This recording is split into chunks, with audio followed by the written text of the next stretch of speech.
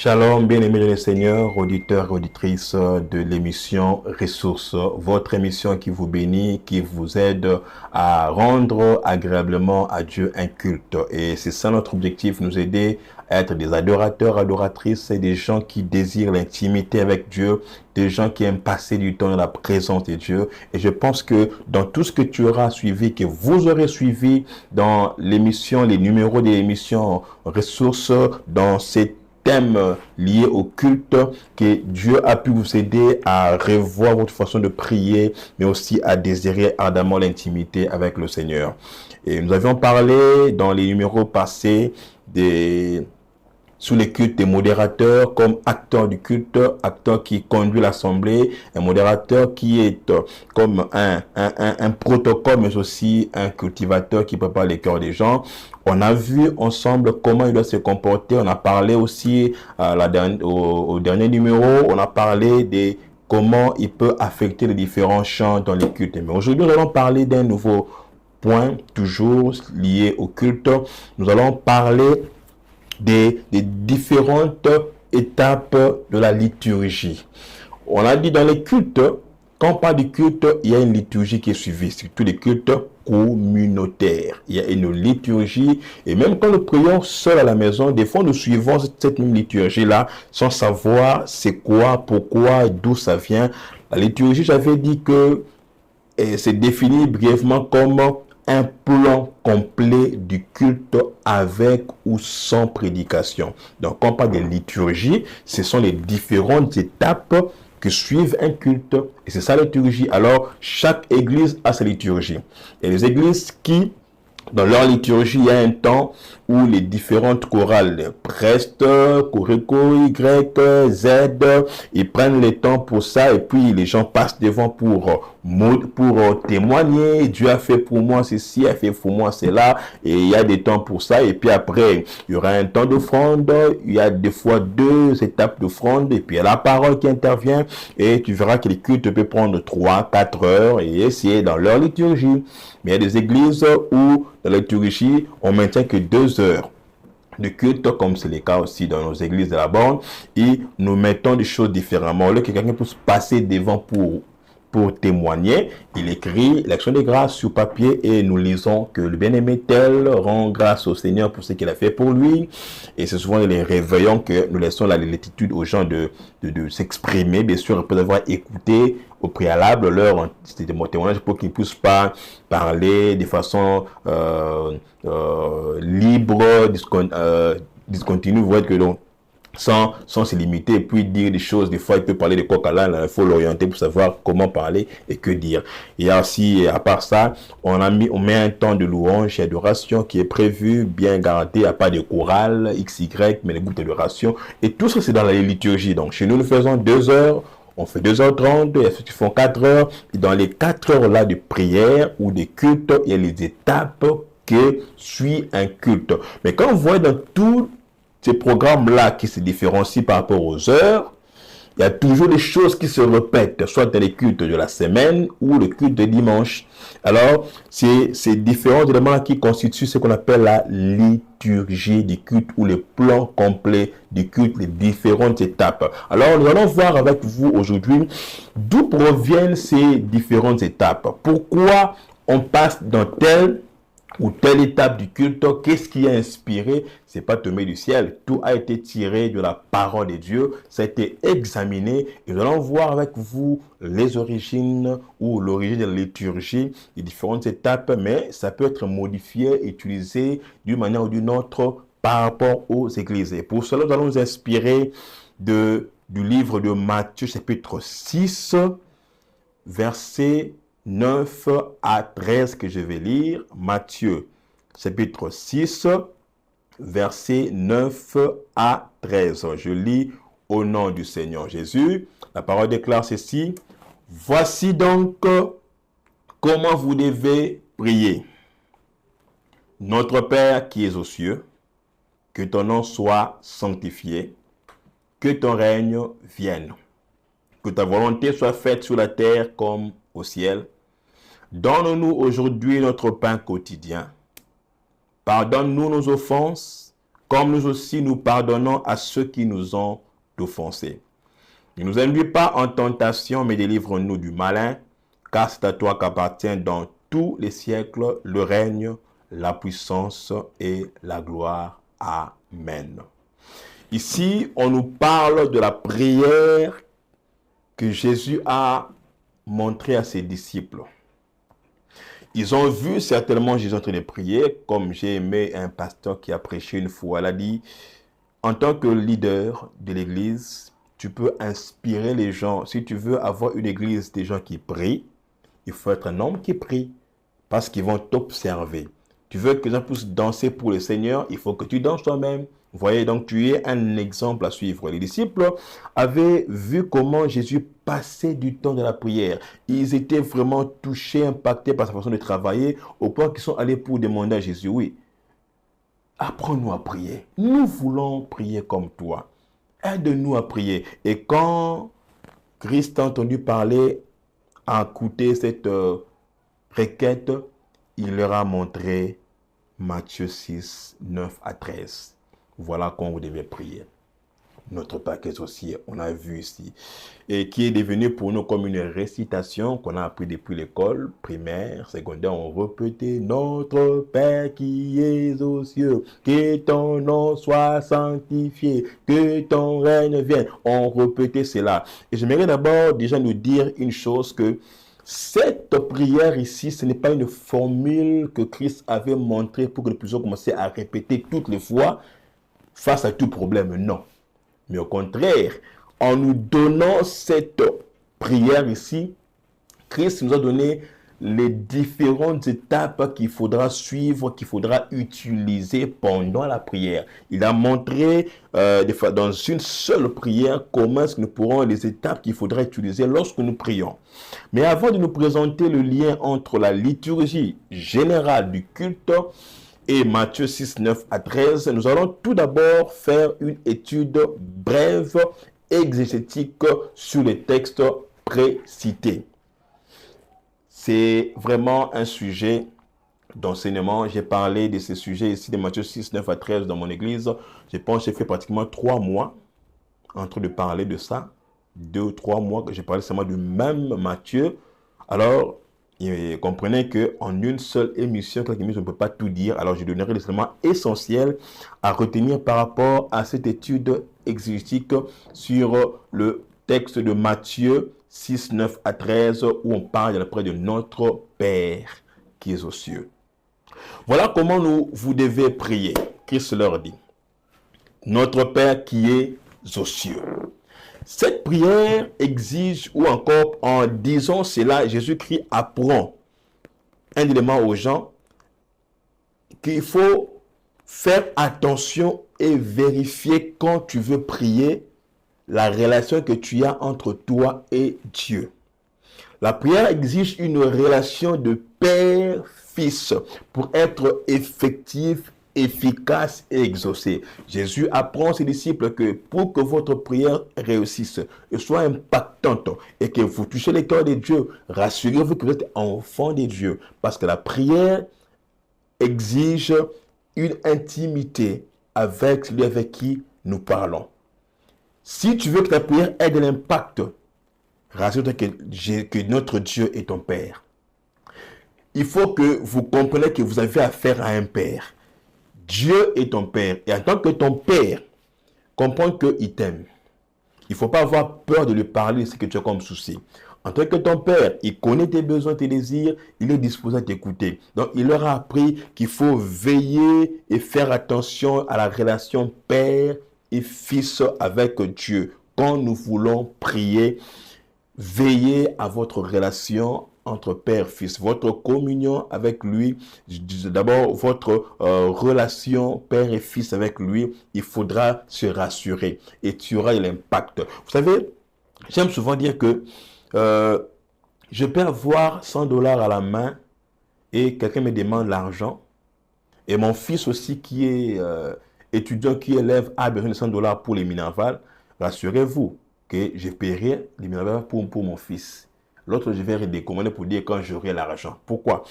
Parce que j'ai la volonté de t'aider. Mais il y a mon fils qui a plus besoin de ça.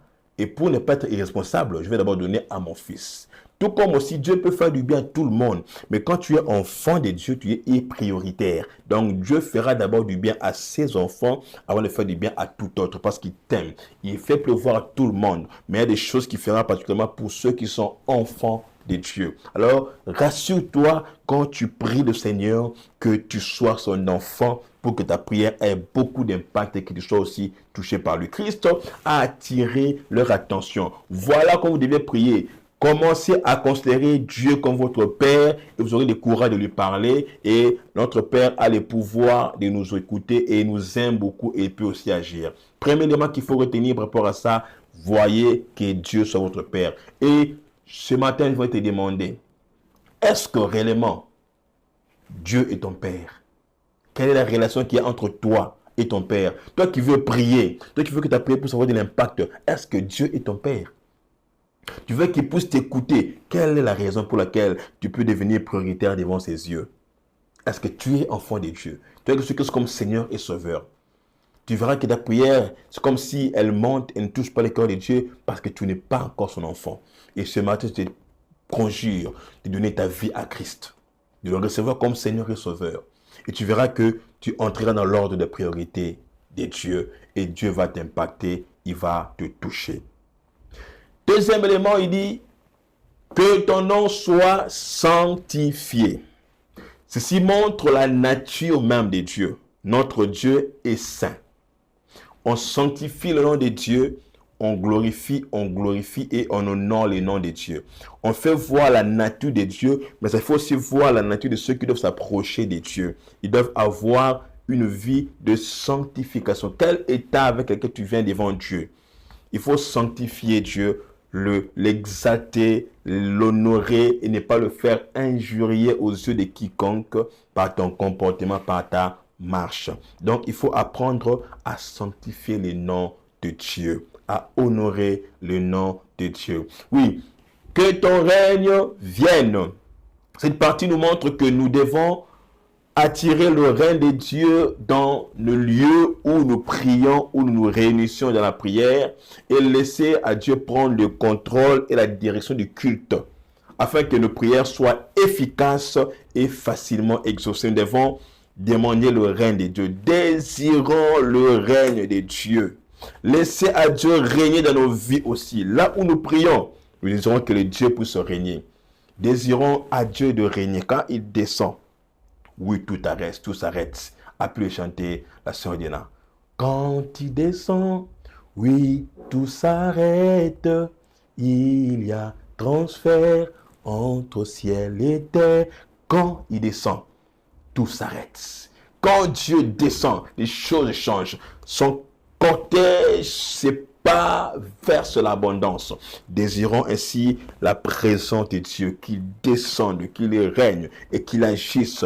Cette partie attire, nous pousse à attirer le règne de Dieu. Nous prions que l'Esprit de Dieu descende, qu'il agisse, mais aussi laisser à Dieu de régner dans nos vies comme Seigneur et Sauveur, qu'il règne, qu'il contrôle. Oui, que le règne de Dieu, tu marches en laissant à ce que Dieu puisse régner dans ton cœur, qui règne dans ta vie.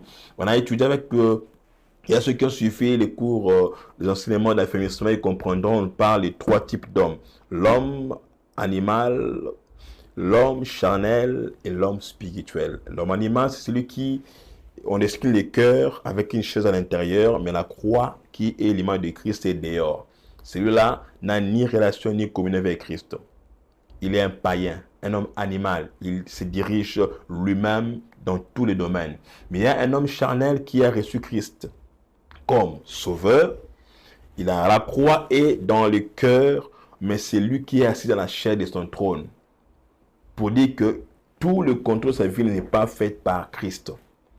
Mais il y a un homme spirituel qui a cédé à Christ de diriger toute sa vie. Il règne dans son cœur et il fait tout. C'est Dieu qui contrôle tout son être.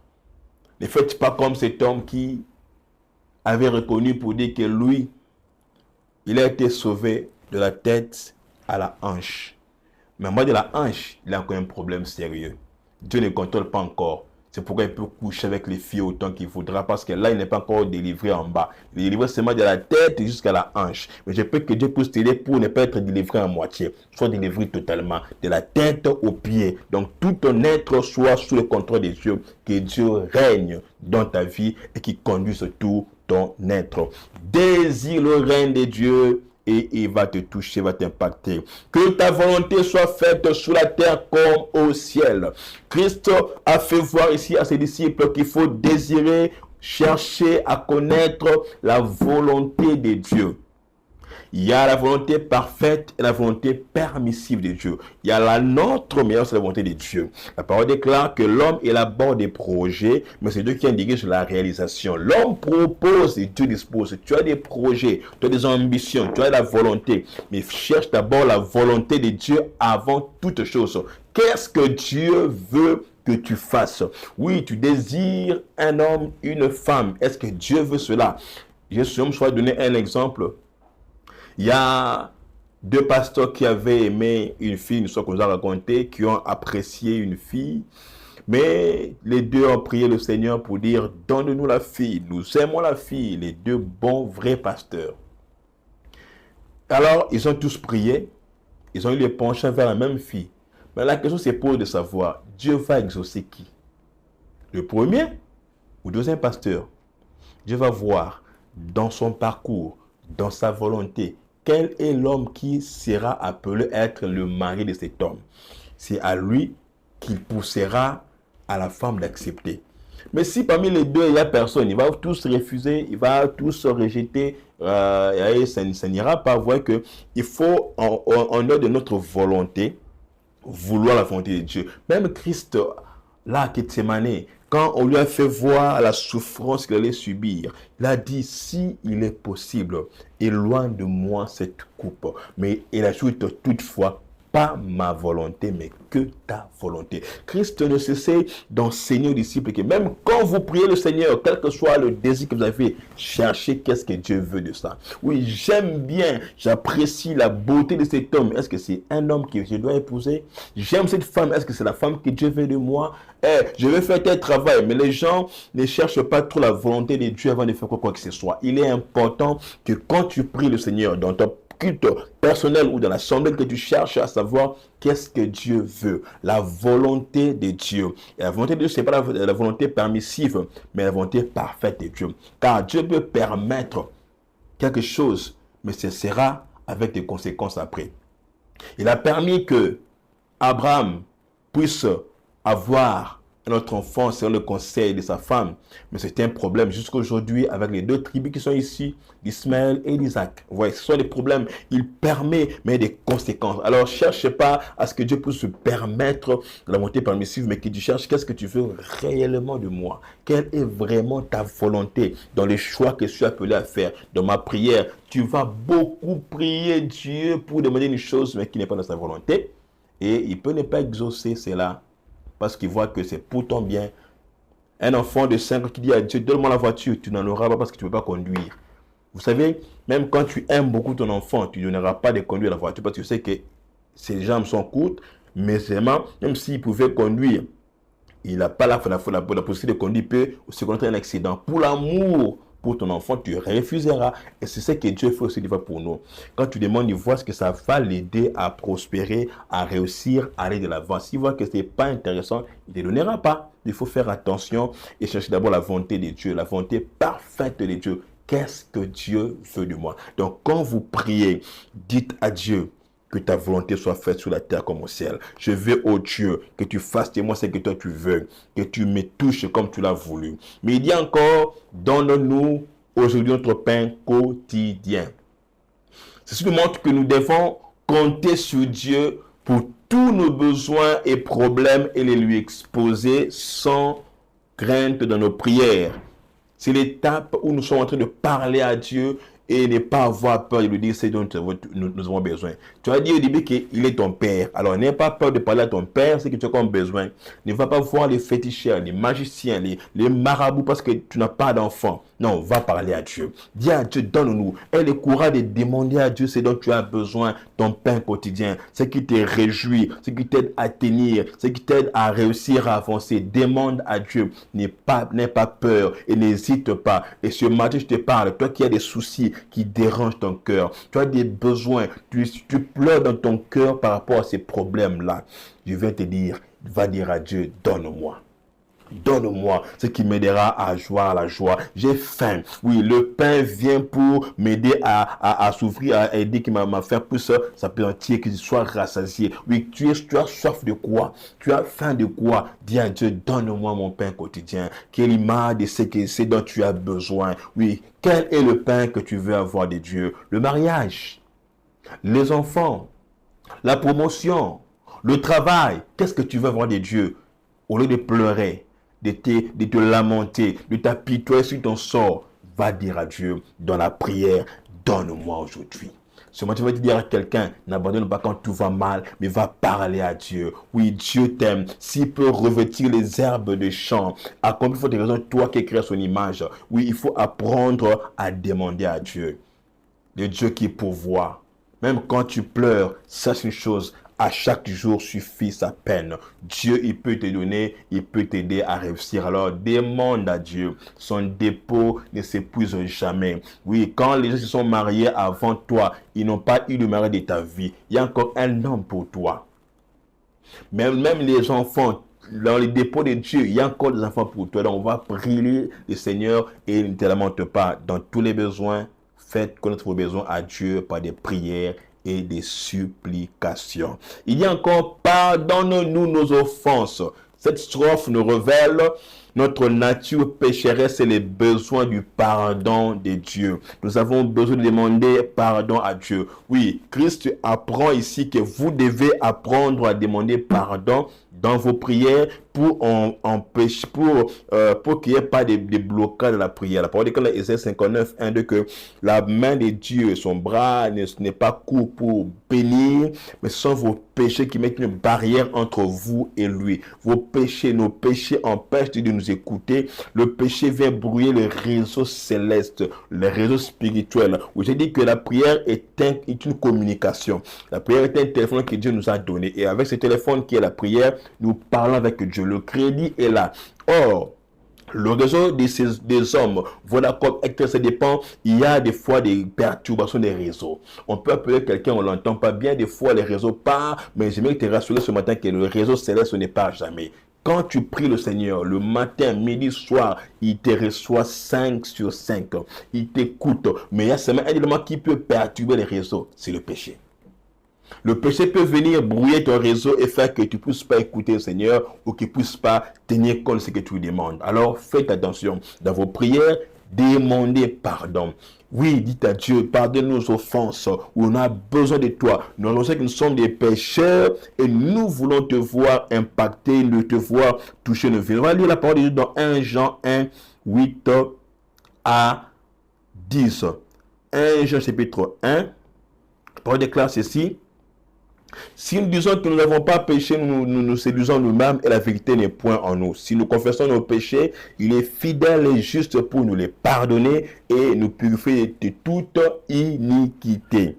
Vous voyez, si nous confessons les péchés, il est fidèle et juste pour nous les pardonner. Alors apprends à reconnaître que tu as mal agi et demande pardon à Dieu.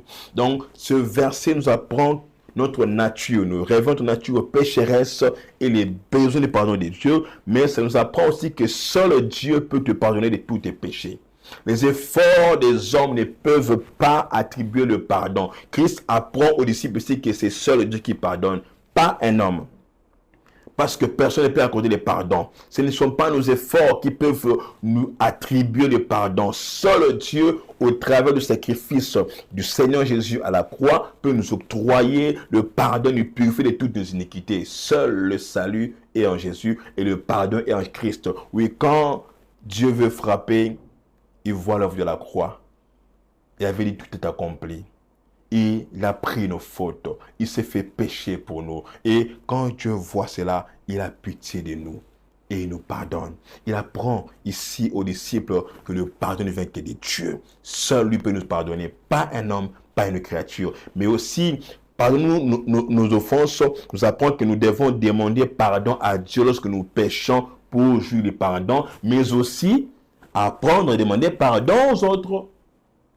Christ enseigne ici le pardon. Savoir demander pardon à Dieu, mais savoir aussi demander pardon aux autres quand tu as mal agi.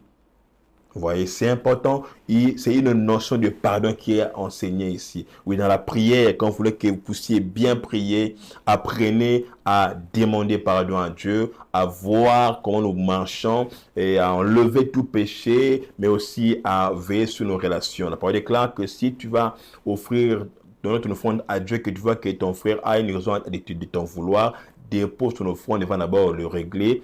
Et puis tu reviens pour offrir ton offrande. Donc il faut d'abord apprendre à régler avec ton Dieu. Comme nous pardonnons aussi à ceux qui nous ont offensés. Ici, Christ nous apprend que nous devons nous pardonner mutuellement sans cesse et ne pas garder rancune. Oui, tu veux que Dieu puisse te pardonner, mais tu ne pardonnes pas. Voilà. Il apprend la notion de pardon. Pas seulement à demander pardon, mais aussi à pardonner aussi. Vous voyez, il faut apprendre à pardonner. Mais tu veux que Dieu te pardonne, mais tu ne pardonnes pas. Il donne une notion ici de pardon. Apprendre à pardonner aux uns. Nous devons pardonner les uns les autres. Apprendre à nous pardonner. Sans limite. Sans crainte. Parce que quand tu gardes des rancunes, le manque de pardon, c'est comme un poison que tu gardes en toi qui va te tuer à petit feu. Et tu verras que si tu ne veux pas pardonner quelqu'un, celui que tu ne veux pas pardonner peut être à l'aise. Mais toi, tu souffres parce que tu as encore une dent contre la personne et tu auras des maladies comme ça, des gastrites, des maux de tête, tout ça. Pourquoi est-ce que tu gardes ce poison en toi? Alors, fais attention à ta vie. Essaie de régler cela. Apprends à demander pardon à Dieu. Pardonne-nous nos offenses comme nous pardonnons. Donc, il faut apprendre aussi à pardonner aux autres si tu veux te pardonner à Dieu. Et toi qui me suis ce matin, si tu as encore des problèmes avec les gens, avec ton mari, avec ta femme, avec ton collègue, avec ton frère, oui, apprends à pardonner. Car le pardon va te tuer. Le manque de pardon va te tuer. Ça va t'empoisonner. Et tu verras que tu ne pourras pas voir une réponse de ce que tu demandes à Dieu. Oui, tu es intercesseur. Oui, tu pries. Maman Malongi. Mais tu ne parles pas aux gens au quartier. Tu as des rancunes dans ton cœur. Tu gardes un problème dans ton cœur contre les gens. Tu ne verras pas la main de Dieu. Ta prière ne sera pas exaucée. Apprends à pardonner. Ce matin, j'ai prié à quelqu'un d'apprendre à pardonner. Qui t'a fait du mal? Tu vas prier le Seigneur, tu vas servir Dieu, mais tu as des problèmes dans ton cœur. Libère ton cœur ce matin et tu verras que les portes vont s'ouvrir. Tu vois une suite de problèmes qui viennent, mais tu sais pas que ça cause, c'est que tu gardes ton cœur comme péché, comme un manque de pardon. Tout ce qui t'a fait du mal, n'agis pas, ne réagis pas. Il faut réfléchir. Essaie de fournir beaucoup d'efforts, trouver une place pour pardonner ton père, pardonner ta mère, pardonner tes enfants, tes frères et sœurs, avec qui vous ne parlez pas. Apprenez à vous pardonner mutuellement. Et quand tu pardonnes, Dieu te pardonnera. Tu n'es pas parfait, mon frère, tu n'es pas parfaite, ma sœur. Alors, comment tu voudrais que Dieu puisse te pardonner sans que tu puisses aussi pardonner aux autres?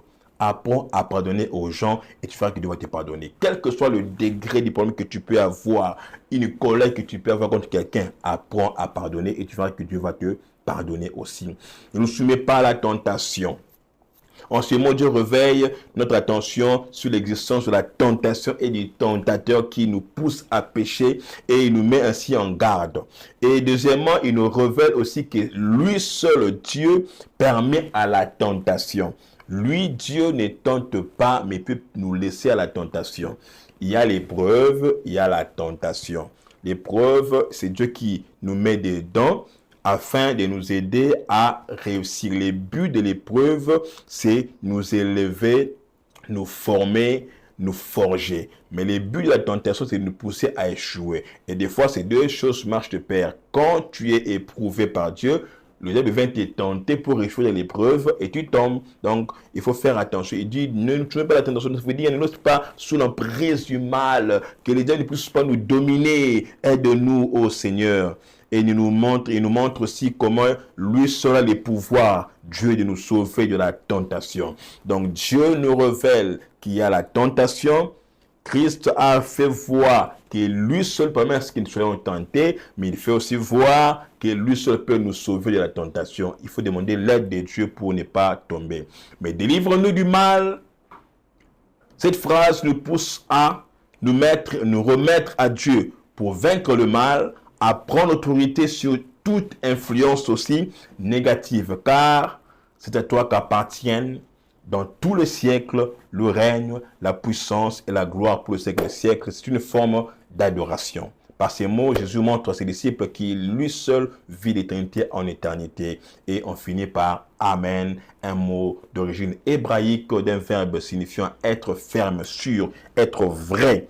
C'est un mot exprimant un consentement ou une forte approbation, un mot de forte affirmation. Ça signifie vraiment, certainement, qu'il en soit ainsi. Et quand tu dis Amen, c'est un signe de foi. Je crois que cela va arriver. Et quand tu pries, il est important que ceux qui prient le Seigneur, ceux qui s'approchent de lui, croient que Dieu existe et qu'il rémunère ceux qui le cherchent. Mais quand tu ne crois pas, tu ne diras pas Amen. Celui qui dit Amen, c'est dire que je crois que ce sera ainsi. Tout ce que je t'ai dit, tout ce que j'ai prié et que tu m'as dit, c'est Amen. Ça veut dire je crois et je verrai la main de Dieu. Voyons maintenant pour terminer, quel est le lien entre la liturgie générale du culte et Matthieu 6, 9 à 13. Quel est alors le lien entre Matthieu 6, 9 à 13 et la liturgie que nous appliquons? Je vais énumérer les différents éléments et voir d'où est-ce que cela provient. Dans notre liturgie, il y a les étapes ci-après que nous utilisons. Premièrement, on parle d'action de grâce. La partie d'action de grâce dans nos prières. Une prière d'action de grâce. Et cela est tiré dans l'étape de notre Père qui est aux cieux. Ici, nous rendons grâce à Dieu de notre position de fils et de l'assurance que nous avons tout le droit de demander ce dont nous avons besoin. Action de grâce que nous rendons à Dieu. Deuxième, c'est la confession. Dans notre prière, liturgie, on a l'action de grâce, on a la confession. Pardonne-nous nos offenses. En parlant ainsi, Christ a inspiré et nous a inspiré à nous d'insérer dans notre liturgie la partie de la confession. Apprenons à demander pardon à Dieu et nous demandons pardon pour tous les péchés que nous commettons, tout ça, et la journée, tout ça. En esprit, donc dans les paroles, dans les actes, on demande pardon. Il y a aussi une partie qu'on utilise dans notre liturgie, c'est l'autorité, prière d'autorité. Et cela est tiré de la partie de prière qui dit ne nous soumets pas à la tentation, mais délivre-nous du mal. Nous demandons à Dieu de nous aider pour ne pas être soumis à la tentation, mais de nous délivrer. Là, c'est une étape qui nous avait inspiré, qui a inspiré à utiliser la partie de l'autorité dans la prière. Nous détruisons tout ce qui n'est pas de Dieu. Nous détruisons tout ce qui ne confesse pas le nom de Jésus. Dans la prière d'autorité, cela a été inspiré de cette partie de prière. Mais il y a aussi l'invocation du Saint-Esprit que nous utilisons dans la prière aussi. Que ton règne vienne. J'ai parlé ici de la chanson de la sœur Dena. Quand il descend, oui, tout s'arrête, il y a transfert entre ciel et terre. Quand il descend, l'atmosphère change, il y a transfert entre ciel et terre. Le Saint-Esprit est là. Le Saint-Esprit est là. Le Saint-Esprit est là. Le Saint-Esprit est là.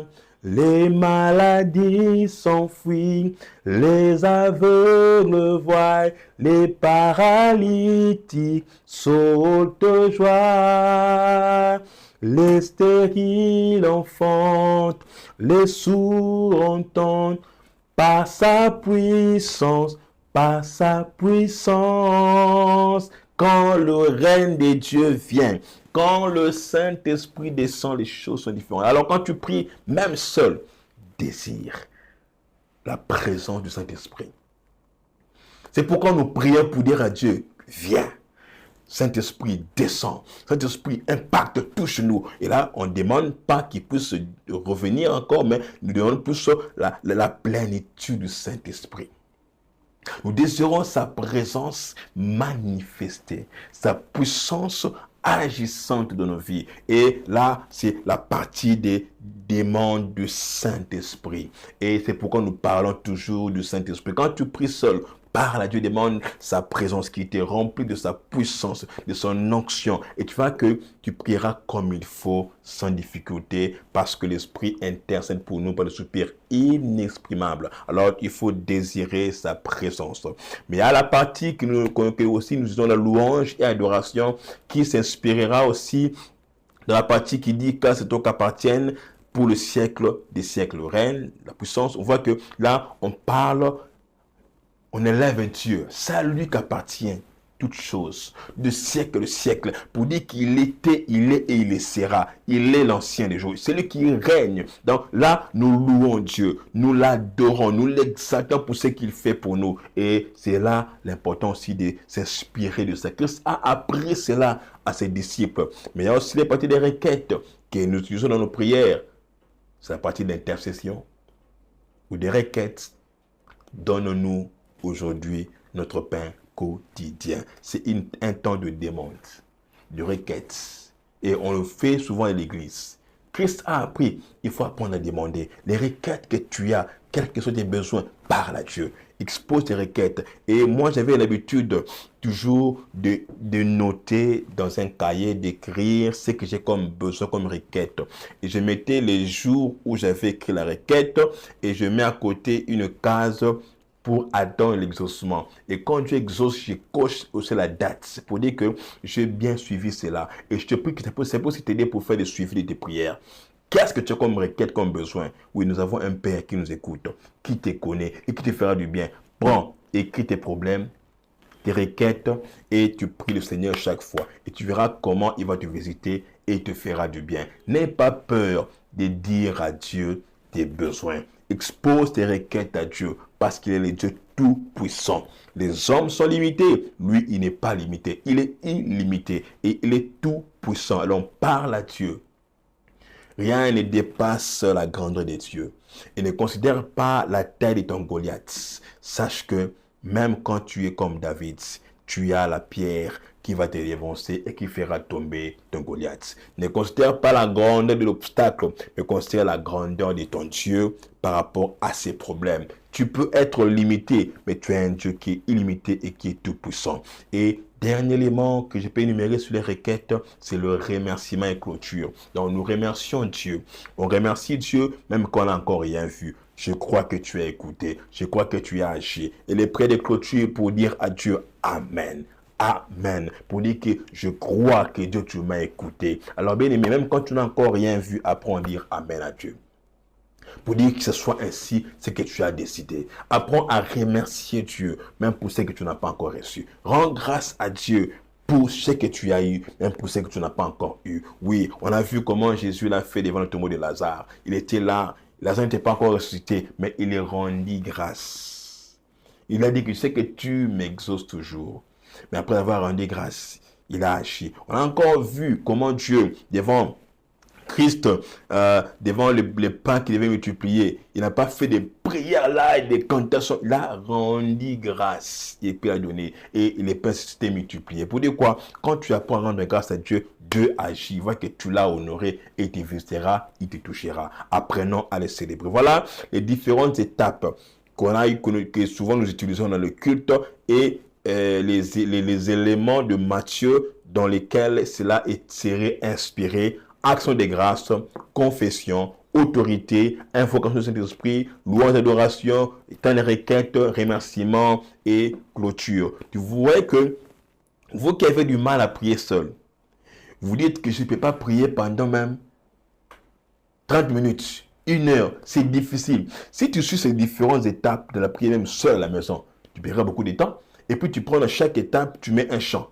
Un chant, un chant. Tu peux prier même pendant 1 heure du temps parce que tu as eu à suivre. Donc Christ n'a pas dit que vous répétez seulement cette prière-là à la lettre, mais il a montré différentes étapes liturgiques que nous pourrons utiliser dans nos prières, dans le culte personnel ou culte communautaire. Et c'est de là aussi que nous nous sommes inspirés pour voir comment tirer les étapes liturgiques du culte. Voilà pourquoi nous nous aidons et nous nous poussons à désirer la prière et à ne pas négliger ces temps d'intimité avec le Seigneur. Je pense que aujourd'hui chacun de nous a compris que signifie ou quel est le sens du texte qu'on a vu de Matthieu 6, de la prière de notre Père.